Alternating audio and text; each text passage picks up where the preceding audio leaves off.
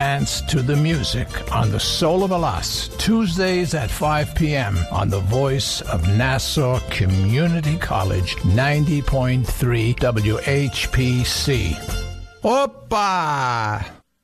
Hi, I'm Rob Leonard. Join me for the Free-For-All every Sunday, 10 a.m. to 12 noon. The Free-For-All is a free-form mix of rock and roll. If you remember, rock radio used to mix it up, but now they just play Hotel California every 18 hours. It's not a law, but they're working on it. So join me for the Free-For-All every Sunday, 10 a.m. to 12 noon. Replays every Saturday morning, 5 a.m. to 7 a.m. right here on 90.3 WHPC, the voice of Nassau Community College, streaming at ncc.edu/WHPC.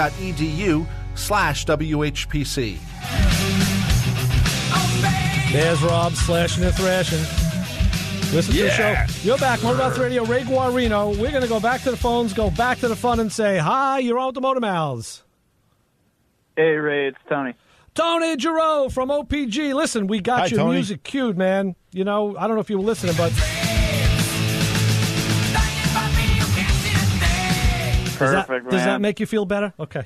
Oh, that makes me feel so much better. Excellent. You requested metal, you got metal. All right. Can't wait. Tony Giroux, OPGI, you're on with Ray and Joe, and we are here to talk about everything that a parts sourcer like you would handle at OPG. So very impressive website. Let her rip. Give us the lowdown. Yeah, I don't even know where to start. You know, I don't know. Honestly, it's so much I don't even know where to start either. So yeah. Well, we did cover a little bit about the coverage. You guys do cover. I didn't count the lines. What is it? It's got to be about like 12, 14 different specific car lines now, right, at OPG? He's counting. I'm trying to count in my head. So yeah.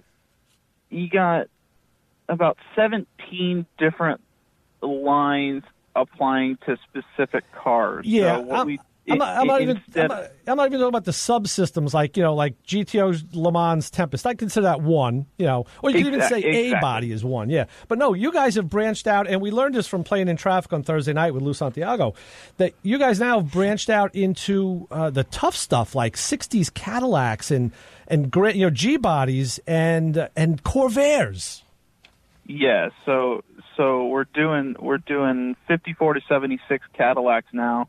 And that early, the 50s Cadillacs is pretty tough. You got all your different series, and then going into the 60s, you still have that, and then 64 kind of subsides. But you still have your Series 62 or your Eldorado or your commercial chassis, same deal. But it's very confusing. But now what we're doing for the Cadillac line is we're going back to 38, or we will be going back to 38. Wow. So it's going to get even tougher for us on our part, making sure that we have the correct parts. But,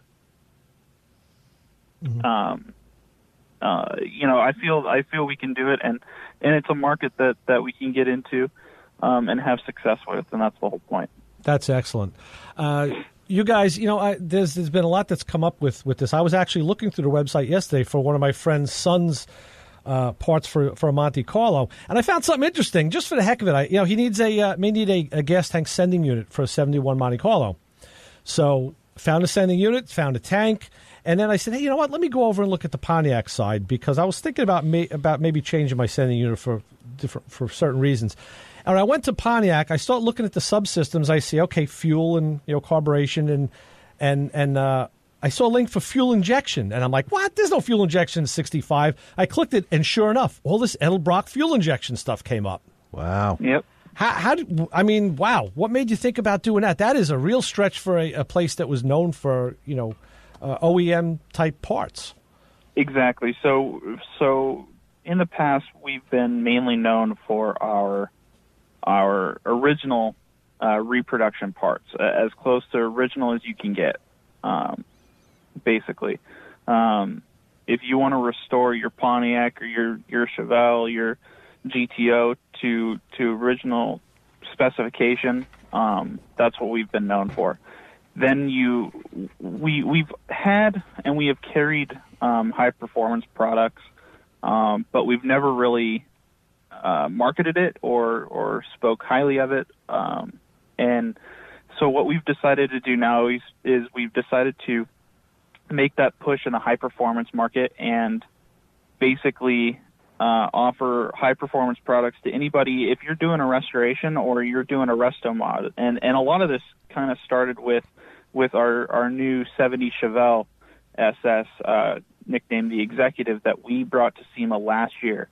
So that car has basically all updated suspension, all Hotchkiss tubular front and rear suspension. It has AC.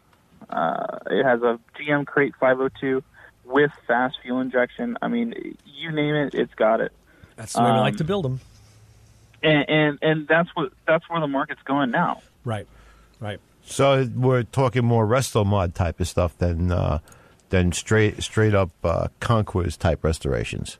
That's what we're looking at. That's what we're trying to get into. Of course, we still handle our restoration parts the exact same way, with just as much care as we did.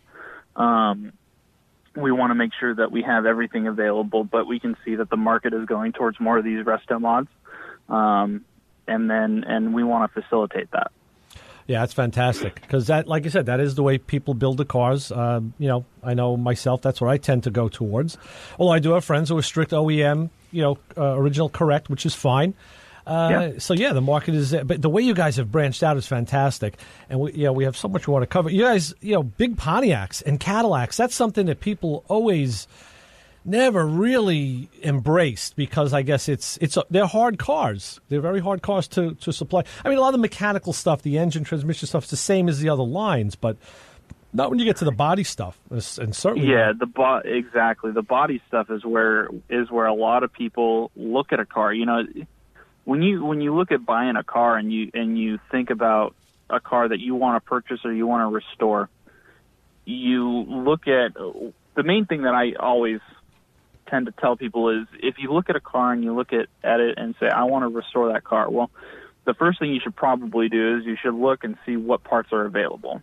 Right, absolutely. Because if the parts aren't available, you're going to be sitting there for a while. You're going to have that thing. Yeah, so leave that Renault where it is. Let the guy keep that in his garage, or the Citroen.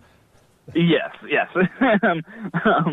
But for the big cars, we're really proud of them, and we want to see more of them out there.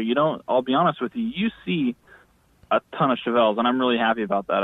I would have to say that the Chevelle or the GTO is probably one of my favorite cars of all time. But a lot of people tend not to go with a Bonneville or a Catalina or a Grand Prix, for example. And it's just because they're so difficult. And even the early Impalas, which are now getting very popular. I mean, the early 60s Impalas, the bubble tops were always big with the racers and like the 50s guys because it was crossover. Then those early to mid 60s were like the lowrider crowd loved them, the 60, 3s, 4s. But then the 65, 6s, and 7s were in that limbo, and now they're coming back strong. Yeah. Which is great because I owned a slew of those. I know, Tony, your first car was a 72 Chevelle, correct? Yes, it was. So, you got some skin in the game, so to speak. But, the fact that you guys are crossing over into those areas that were gray matter is really cool. Definitely. Oh, yeah, definitely. And you want to see more of those cars out there. I particularly you look at it, and when you're younger, obviously I'm only 27, so I can't really say that. But when I say, you're 16, 17 years old or even, you want that Chevelle, you want the GTO, you want that car that looks fast and goes, and you don't really give a whole lot of love to like a big, 59 Cadillac. But when you look at a 59 Cadillac and you see the lines of a 59 Cadillac, or you see the lines of maybe a 65 Catalina, it totally changes the game. It really does, and they have such a nice look. I agree. I've always been a Pontiac fan. Let me revert though. At 27, how did you? So let's say about 10 years ago, you got your license. How did you get a 72 Chevelle at like 10 years ago? Because that was like already getting to be unobtainium. So you must have known somebody. Yeah. So we my dad and I, actually, my dad, I have to kind of attribute all of this to him. He made me the crazy person, crazy car guy that I am. Nice. Plus, Dad's good for something. Yeah, exactly, right? But so basically, he had a 70 Cuda 383 car when he was in high school. That was his first real car. He had driven his parents', I believe it was a 4-door 68 Nova. So not real cool, but it's got more than 2 doors. But it's a Camaro underneath. Cool. Exactly. So he had that, and I basically said, Dad, I really prefer to have an old car as a first car, and so we have the Pomona swap meet here in Pomona, California. It's everything's relatively close, but it's about 15 miles from my house, and we went there and we saw this 72 Chevelle. It was I don't know if you're familiar with that very light.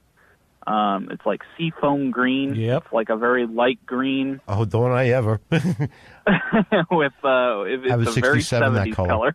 Is it the same color, Joe? Is it? It's very close. The mountain green is a little darker. I know the color he means, but yeah. That light green. Yeah. What color was the interior, Tony? It was white. White. Okay, that's good. That's good. Yep. And then it had a white top, white painted top. Yeah. We figure it had a vinyl top at one point, but the vinyl top was removed. And it had white SS stripes. It was not an SS, but it had white SS stripes. Mm-hmm.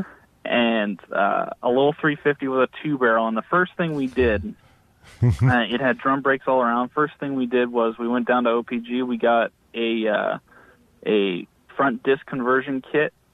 At that point. Good move. And that thing doesn't stop. And we got an intake manifold and a 4-barrel carburetor, and we set all that stuff up. Beautiful. Hey, that's where we all started. That's the first stuff you do. Then, of course, you need a set of mag wheels if it doesn't already have nice wheels on it. Right.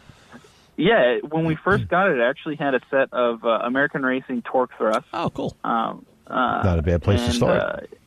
I believe it had 15 by 7s on the front and 15 by 8s on the rear. Good. So it was already set up pretty nice. Yeah. And so I had that car all through high school, went to my senior prom in that car. Nice. It went through various stages of restoration, and I was proud of it. You learn a lot, and it's something that I'm proud of, and you look at it and you're like, I built that, and not a whole lot of people can say that. Right. And I'm quite proud of it. What happened with the car? Where did you? Where is it now? So I ended up actually selling it to a guy. I was over at my buddy's house. My best friend. I've known him since the 6th grade, and it was sitting outside his house, and it was one of those times where it sat, and I wasn't driving it too much, and I felt bad, honestly, for it just sitting there. And so I happened to be over there, and a guy was driving down the street. He stopped, and he asked to buy it, or asked if it was for sale, and I said, you give me this, and it's yours, and he said, all right. Right time, right place, yeah. That's what it was. Okay. Hey, good enough. You know what? And you moved on, and what's in the stable these days? So my daily drivers, I have a 2007 and a half, so the new body style Silverado, 2500 HD. Nothing like a Chevy truck. It's a Chevy truck, and my grandfather was always a Chevy truck guy. My dad, I don't know what happened. He got into Ford trucks, and he had a Expedition, and he's had a couple of those. Right. So he got into Fords, but I'm a Chevy guy, so. Right. But I respect all of them. They're all cool cars, and they're all cool trucks and stuff like that, so I can respect them. And then I have a 2010 Camaro.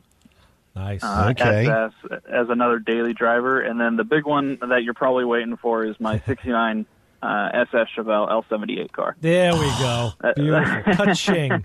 Nice. Yeah, you didn't talk about that on Thursday nights.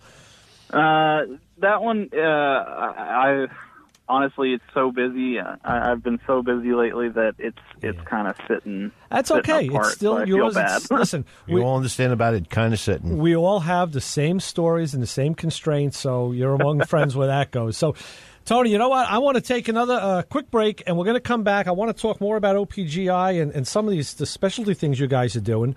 So of course. just hang with us for a few minutes, and you can't call us at 516-572-7440. Well, listen in. But listen, and you can always call us later, and because they